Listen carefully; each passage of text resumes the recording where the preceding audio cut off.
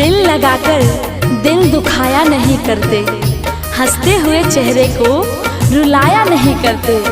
अरे जब दर्द दूर नहीं कर सकते तो दर्द देते हैं क्यों हो, अपने चाहने वाले को इस कदर सताया नहीं करते। मैंने दिल तुझको दिया, ये खता हमारी है, मुझको तो तुझसे इश्क करने की बीमारी है। यार तो पाओगे, यार तो पाओगे, ये प्यार कहाँ पाओगे। तुम मेरे बाद मोहब्बत को तरस जाओ